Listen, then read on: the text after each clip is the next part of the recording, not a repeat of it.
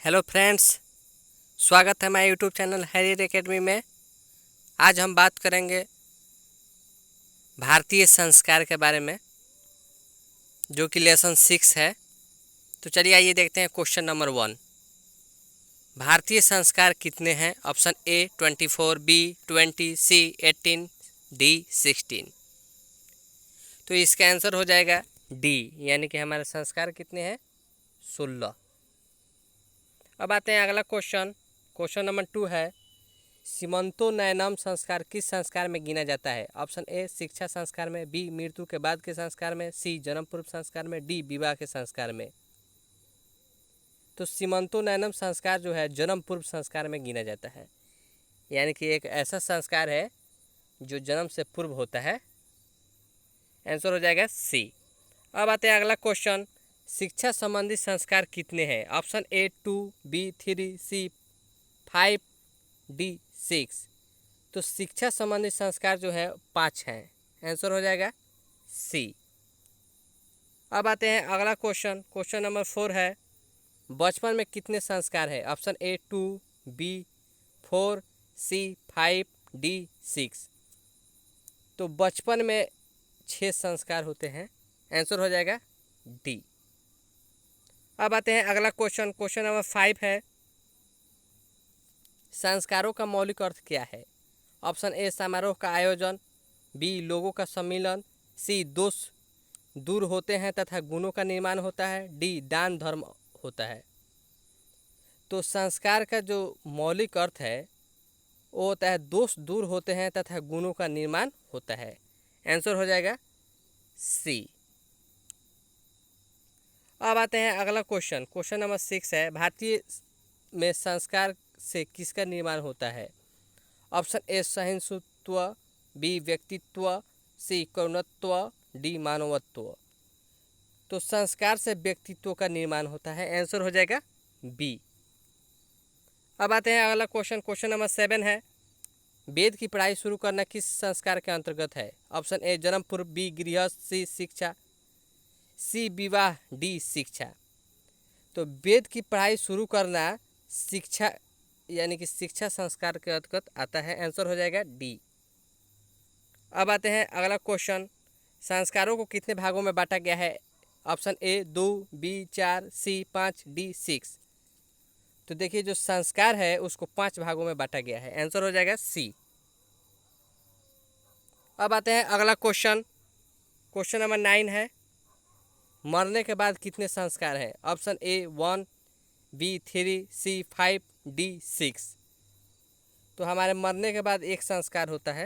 Answer हो जाएगा ए। अब आते हैं अगला क्वेश्चन। क्वेश्चन नंबर 10 है, किस संस्कार के द्वारा मनुष्य गृहस्थ जीवन में प्रवेश करता है? ऑप्शन ए जन्म पूर्व, बी गृहस्थ, सी विवाह, डी शिक्षा। तो देखिए जो ये गृहस्थ जीवन है ये विवाह के बाद शुरू होता है। जब मनुष्य की शादी हो जाती है तो वह गृहस्थ जीवन में प्रवेश कर जाता है। आंसर हो जाएगा सी विवाह। अब आते हैं अगला क्वेश्चन, पुष्पवन किस संस्कार के अंतर्गत आता है? ऑप्शन ए जन्म पूर्व, बी गृहस्थ, सी विवाह, डी शिक्षा। देखिए जो पुष्पवन संस्कार है वो जन्म पूर्व का संस्कार है, यानी कि जन्म से पूर्व वो संस्कार होता है। आंसर हो जाएगा ए। अब आते हैं अगला क्वेश्चन।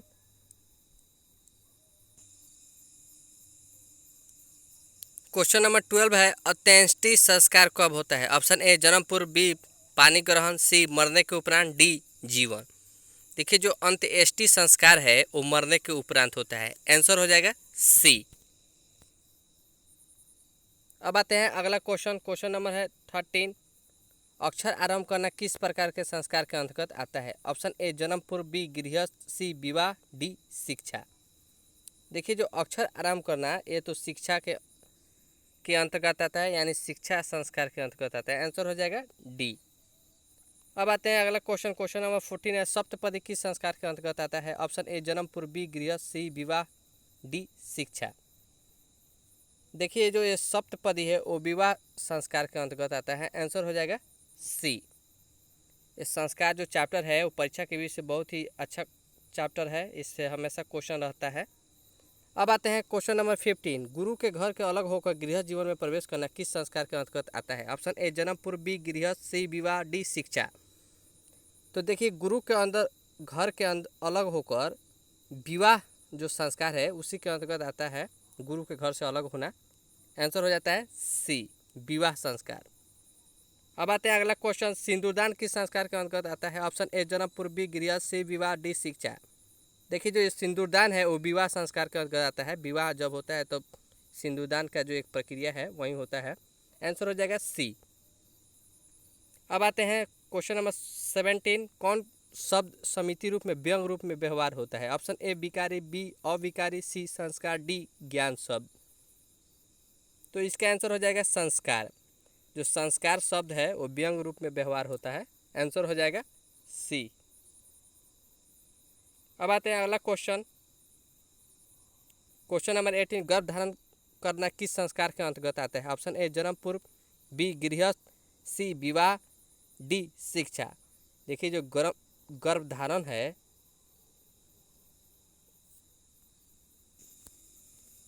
जन्म पूर्व संस्कार के अंतर्गत आता है। आंसर हो जाएगा ए।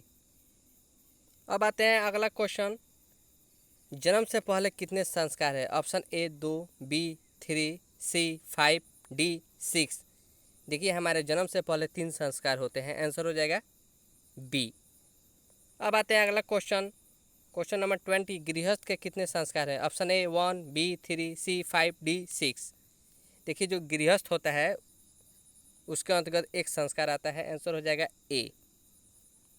अब आते हैं अगला क्वेश्चन, नामकरण किस संस्कार के अंतर्गत आता है? ऑप्शन ए जन्म पूर्व, बी गृहस्थ, सी शैशव, डी शिक्षा। देखिए, जो नामकरण है वो शैशव संस्कार के अंतर्गत आता है। जब हम जन्म लेते हैं उसी के बाद हमारा नामकरण होता है। आंसर हो जाएगा सी। अब आते हैं अगला क्वेश्चन, भारतीय संस्कृति का परिचय किससे मिलता है? ऑप्शन ए संस्कृत से, बी ज्ञान से, सी संस्कारों से, डी विज्ञान से। देखिए, जो भारतीय संस्कृति है उसका परिचय संस्कार से मिलता है। आंसर हो जाएगा सी। अब आते हैं लास्ट क्वेश्चन, मंडप निर्माण का आयोजन किस संस्कार में किया जाता है? ऑप्शन ए शिक्षा संस्कार में, बी जन्म पूर्व संस्कार में, सी उपनयन संस्कार में, डी गोदान संस्कार में। तो जो मंडप निर्माण है उसका आयोजन जो उपनयन संस्कार है उसी में किया जाता है। आंसर हो जाएगा सी, उपनयन संस्कार। तो आज के लिए इतना ही। आपको वीडियो कैसा लगा कमेंट में ज़रूर बताइएगा। Thank you so much.